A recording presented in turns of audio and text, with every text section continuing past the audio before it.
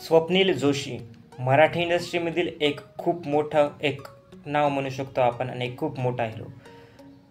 तर त्यानेच आता एक नवीन गुजराती फिल्म जी आहे ती केलेली आहे. खूप जणांना माहिती नसेल, परंतु जर तुम्ही यूट्यूब बघत असाल तर फरहान अख्तर जे आहेत त्यांचे यूट्यूब चॅनलवरती देखील एक व्हिडिओ आला होता, ज्यामध्ये स्वप्नील जोशी जे आहे ते असं म्हटलं की त्यांना गुजराती जे आहे ते देखील बोलता येते आणि त्यांनी एक गुजराती फिल्म, एक गुजराती मूव्ही देखील आता केलेली आहे.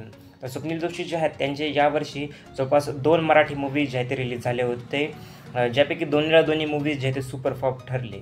त्यामुळेच मला वाटतं की त्यांनी जे आहे आता मराठी इंडस्ट्रीमध्ये त्यांचं काही 1-2 वर्ष चालत पाहायला गेलं तर परफॉर्मन्स तेवढा काही चांगला नव्हता बॉक्स ऑफिसवरती. त्यामुळे त्यांनी गुजराती चित्रपट जे आहेत ते धरलेले आहेत.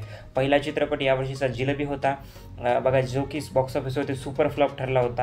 आणि त्यानंतर आणखी एक चिकी चिकी बुबुम बुम नावाचा चित्रपट रिलीज झाला होता की ज्याची कमाई 1 कोटीपेक्षा कमीच राहून गेली. त्यामुळे तोही मूव्ही जो आहे सुपरफ्लॉप जे आहे ते होऊन गेला. त्यानंतर त्यांना आता गुजराती येत होते. नक्कीच असं जर कोलॅबरेशन झालं तर चांगली गोष्ट आहे. पण त्यानंतर त्यांनी आता एक नवीन गुजराती जो फिल्म आहे शुभचिंतक नावाची, त्या फिल्ममध्ये लीड रोल जे आहे ते केलेला आहे. एक सस्पेन्स थ्रिलर आपण म्हणू शकतो की मर्डर टाईपची मूव्ही दिसत आहे आणि जी की 30 मेला देखील थिएटर्समध्ये रिलीज झालेली आहे. परंतु त्या फिल्मलाही बॉक्स ऑफिसवरती तेवढा काही चांगला रिस्पॉन्स भेटताना दिसत नाही. 4-5 दिवसाची कमाई ॲप्रॉक्सिमेट 70 लाख रुपये झालेली आहे. त्यामुळे नक्कीच तो जो फिल्म आहे शुभचिंतक, त्याही मूवीला चांगलं बॉक्स ऑफिसवरती स्ट्रगल करावे लागेल, जेव्हा त्यानंतर तो मूवीज आहे त्याचं बजेट रिकवर करू शकेल. त्या मूवीचं बजेट आहे 4 कोटी रुपये.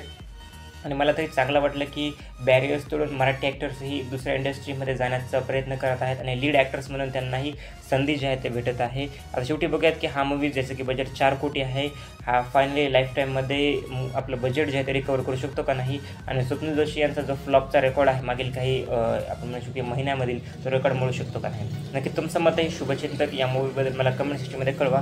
थँक्यू.